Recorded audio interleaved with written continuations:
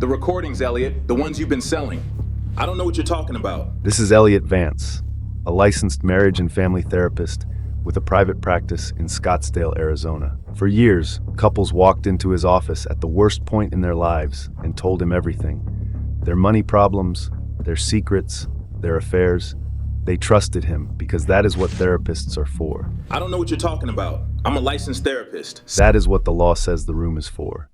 But Vance had been recording every session without anyone's knowledge, and for 3 years, he had been using what he heard to pull money out of the same people who came to him for help. By the time detectives from the Maricopa County Financial Crimes Unit were done building the case against him, he was looking at federal wiretapping charges, extortion, and computer fraud with a combined maximum of 47 years in prison.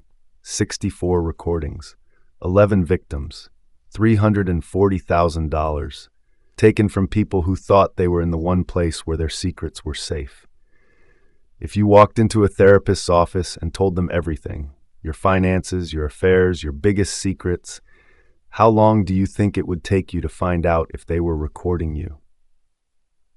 Drop your answer in the comments below. And if you are not subscribed yet, this channel covers cases of institutional betrayal every single week. Hit subscribe and turn on the bell. Elliot Vance was born in 1979 in Tucson, Arizona. His father was a high school vice principal. His mother was a pediatric nurse. They owned their home, paid their bills on time, and raised Elliot in the kind of household where education was not a goal. It was just what you did next.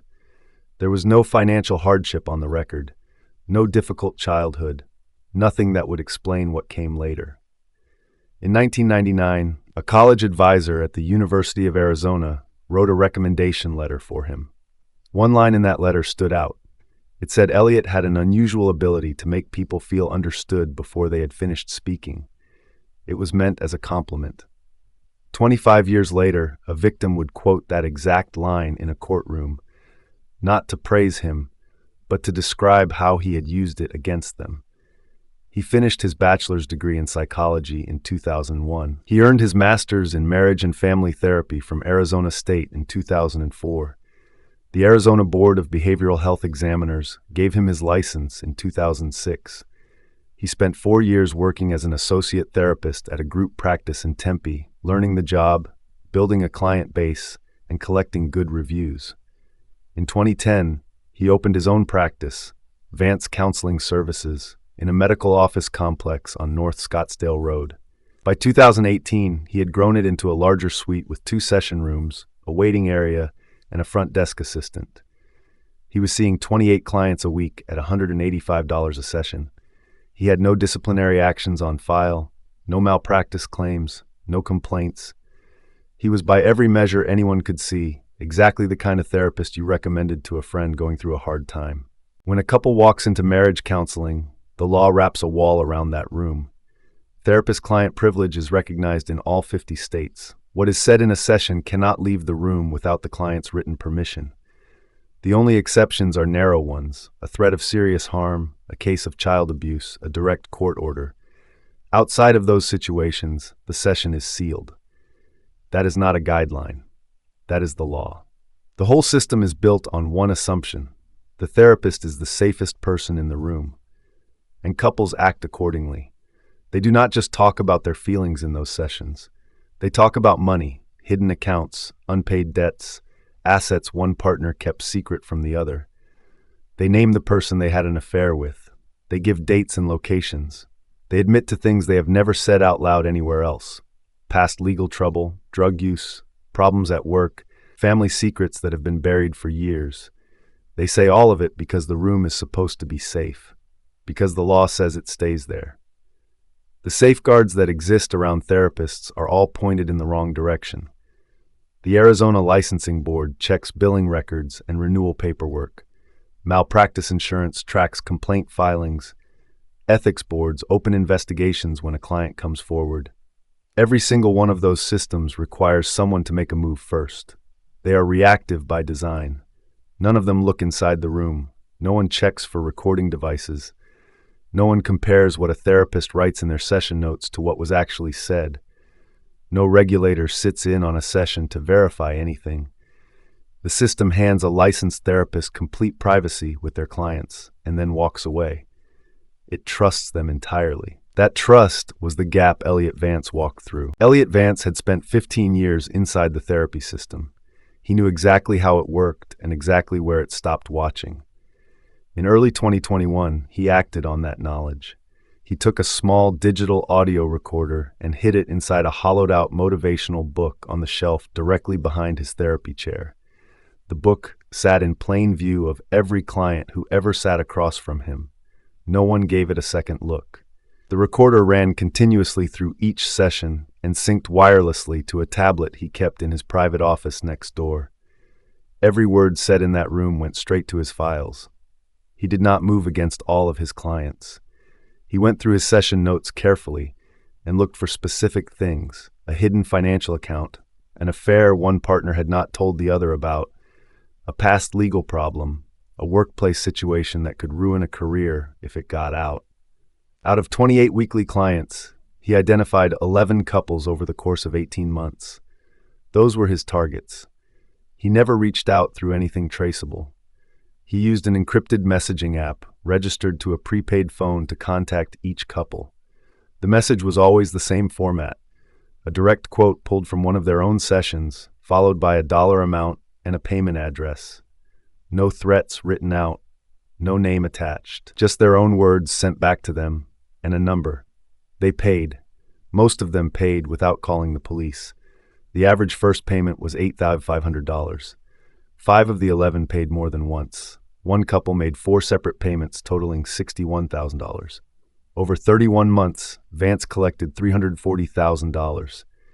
He put it into a boat registered under his wife's name, renovations on a second property in Flagstaff, and private school tuition for his 2 children that his real salary could never have covered. Here's what I want you to think about. The person most qualified to exploit your secrets is always the person you trusted enough to tell them. Every one of these 11 clients chose this man specifically because he came recommended, because he was licensed, because the system said he was safe. If you want to see more cases where the system's most trusted insiders become its most dangerous threats, subscribe now and hit the notification bell.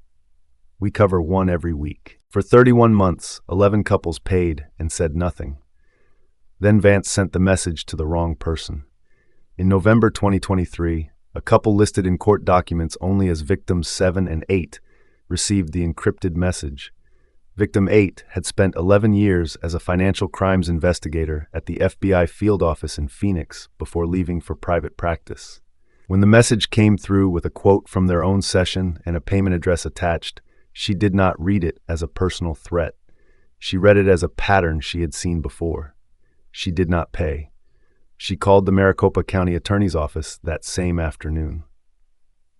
The case landed with Detective Renata Osei of the Financial Crimes Unit. Within 72 hours, Osei had traced the cryptocurrency wallet address from Victim 8's message and found 9 prior payments routed through it. She subpoenaed the exchange. The wallet connected to a prepaid device bought at a Walmart in Scottsdale in March 2021. Surveillance footage from the store showed the face of the person who bought it. It was Elliot Vance. Osei's team did not move to arrest him. Instead, they ran a 4-week covert operation. A detective posed as a new client and booked 6 sessions at Vance Counseling Services. In sessions 3 and 4, the undercover shared a carefully constructed story, a hidden offshore cash account with specific figures, and an affair involving a named public figure that would cause serious damage if it became public. All of it was fabricated. All of it was designed to be impossible to ignore. 17 days after Session 4, the undercover's prepaid device received the message. It contained a word-for-word quote from Session 3. The payment amount was $14,000. The recording was confirmed. The case was done. The arrest was set for 8:47 in the morning on a Tuesday in January 2024, 40 minutes before Vance's first session of the day.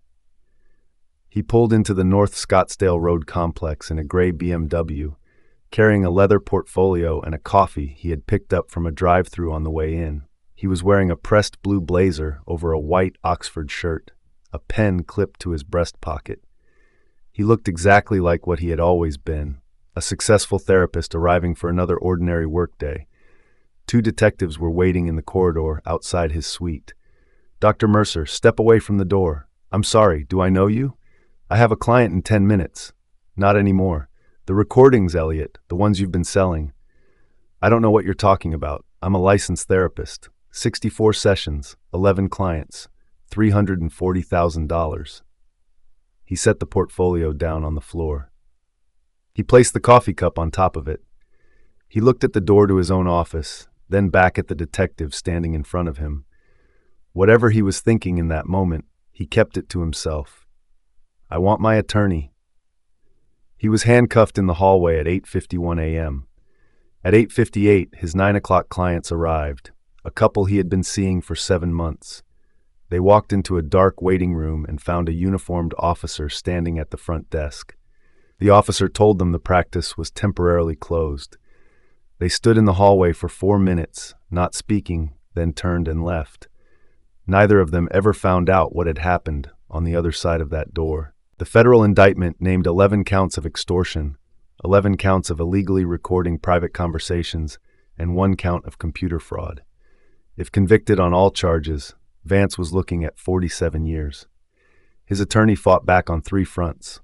He filed to throw out the undercover session recordings, arguing the operation was entrapment. He filed to block the cryptocurrency wallet evidence on constitutional grounds. All 3 motions were denied. In September 2024, Vance stopped fighting. He pleaded guilty to 3 counts of extortion and 2 counts of illegal interception. The remaining charges were dropped. He agreed to pay back every dollar. At sentencing, the judge spoke directly to him before reading the sentence. "You did not steal money. You stole safety. Every person who sits in a therapist's chair believes they are in the one room where their honesty cannot be used against them. You made that belief into a weapon." Vance was sentenced to 14 years in federal prison, 5 years of supervised release, and ordered to pay $340,000 in restitution. 11 days after sentencing, his wife filed for divorce. The boat was seized. The Flagstaff property was auctioned off. Both of his children were pulled out of private school.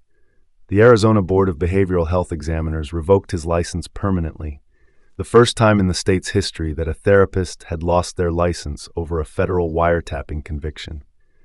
The hollowed-out book, the one that sat on his shelf for 3 years while 64 couples told him everything, was entered into federal evidence and never returned. It is logged as Exhibit 14 in Case File 24CR00338, stored in a federal evidence facility in Phoenix. The title printed on the spine reads, "The Courage to be Honest." The case on your screen right now makes this one look like a misunderstanding. Click it now.